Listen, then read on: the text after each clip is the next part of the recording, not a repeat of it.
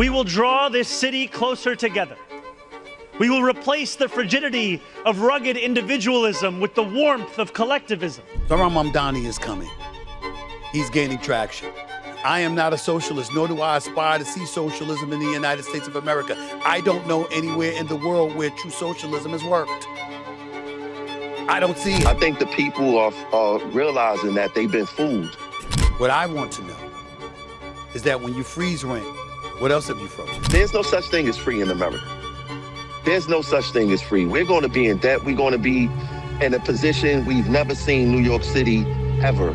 Well, it looks like New York is about to eat its own tail. The guy who just proved that he can end careers in a Democratic primary is now being called out by his own side for running a scam on affordability. Let's get into it. One of the candidates you supported who won, who knocked off an incumbent Democrat, is Darlisa Villa-Chevalier. She said some very controversial things, including calling for the abolition of prisons, couldn't say whether or not somebody who had committed murder should be in prison, called for open borders against all deportations, including those of violent criminals. Are those positions that the Democratic Party could win on nationally? I think what the Democratic Party can win on nationally is a focus on working people. And I think that what I saw from Darlisa when I would walk the streets of her district was a focus on what she describes as a politics of life. How is New York City viewing the job that he has done since he's gotten into office months ago? I think the people are realizing that they've been fooled. You know, when he came in with the tabletop issues, that's going to win over almost every New Yorker. But when he got in and he's talking about taxing the rich, and if he can't tax the rich, he's going to tax homeowners. And we talking about middle-class homeowners. We talking about black folks who don't really generally have generational wealth. Now, this is a city employee. He is a labor organizer, someone that's supposed to be on Mamdani's corner, but he's saying that New Yorkers are getting played. And here's why this really lands kind of differently. Thompson is not arguing that the affordability crisis is fake. Living in New York City is very expensive. But he's saying the pitch was real, but the plan isn't, or at least the plan doesn't make a whole lot of sense. Tabletop issues get you to vote. They don't pay the water bill. And think about what fooled implies here. Is not saying that we disagree on policy, is you told us one thing to get elected and you're doing another thing once you got the votes. And that's the most dangerous accusation you can level at any politician that built his entire brand on being the guy who tells the truth to the working people. Even if his own coalition is starting to say the quiet part, that the math doesn't make any sense, there isn't a way for you to actually do this, that's not really a messaging problem for me. I think it's more of a credibility issue. And the credibility is one thing that the man of the people candidate cannot afford to lose. Now, I would say, on the other hand, that the man has conducted a masterful social media campaign, promotion campaign, whatever you want to call it, where he is able to put a really strong presence online that a lot of people still believe that this guy knows what he's talking about. But when you talk about freezing the rent, there needs to be an economy freeze, not only freezing the rent, because these landlords, there's no freeze on their materials they got to buy to upkeep these buildings. There's no freeze on the property tax. There's no freeze on the water bill. There's no freeze on the oil to heat these buildings. So what end up happening? These buildings will end up become dilapidated.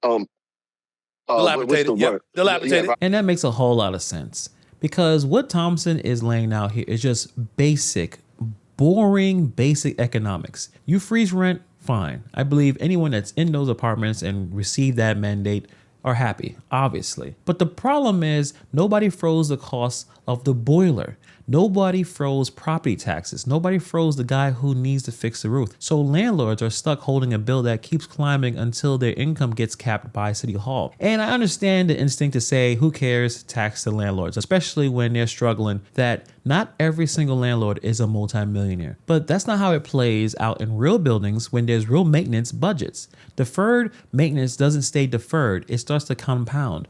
Leaky pipes become mold. Mold becomes code violations. Code violations become buildings nobody wants to live in.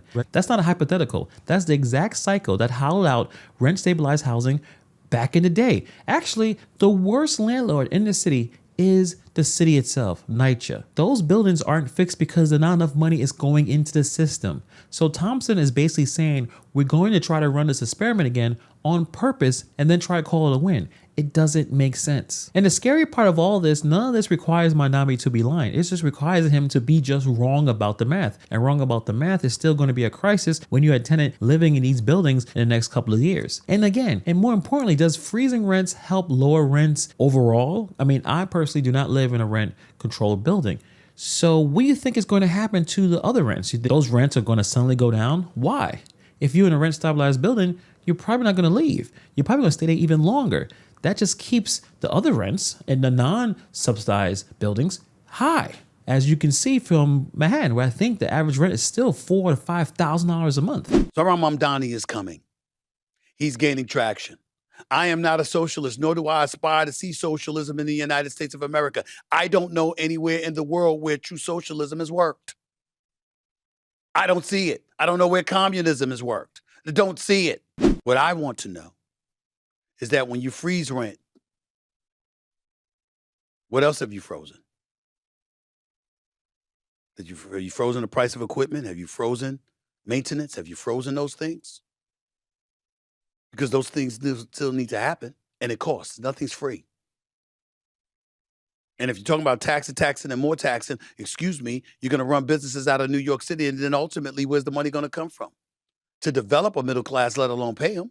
Now here's Stephen A. asking the same question from a totally different angle. And I think his version is actually the sharper one. He is not saying that socialism is evil. I know a lot of people are saying that, but he's asking a question. Show me one place at one time where this playbook actually balanced the books long term. And you would call that a hit piece, but that's just due diligence. And it's due diligence. You want any politician promising something for nothing, regardless of the party.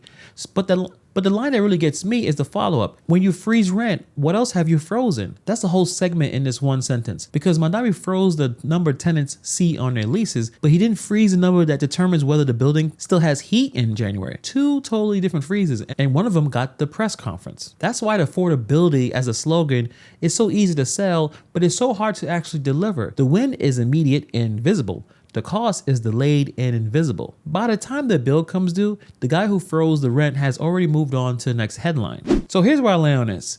We will see the damaging effects of some of these policies in the next couple of years.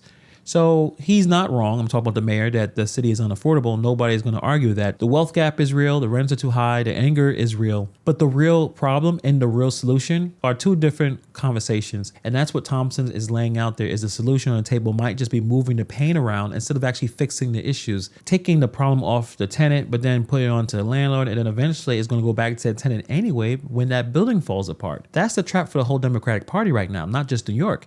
Because if this playbook wins elections, it will obviously be copied. And I think a lot of Democrats are stuck in a position now where they have to kind of play nice with this extreme left socialist group. They really believe that this mayor is running the show. If they don't really agree with him on a policy, then why are they saying that, well, this whole Democratic Party is a big tent and anyone can join? It really shows that we have only two parties and we should probably have more than 4 or 5, but that's not how it works. You have one of the people who won that seat last week that had a deleted X account where she was saying, listen, I love Karl Marx. So if you are a major player in the Democratic Party, do you agree with Karl Marx?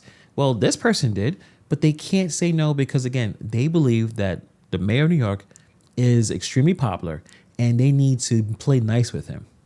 So what does that mean? If more people that subscribe to this Democratic Socialist platform, they win elections, that's a 5-year problem with another 5-year hangover. But we'll keep following this situation. Personally, for myself, I live in New York City.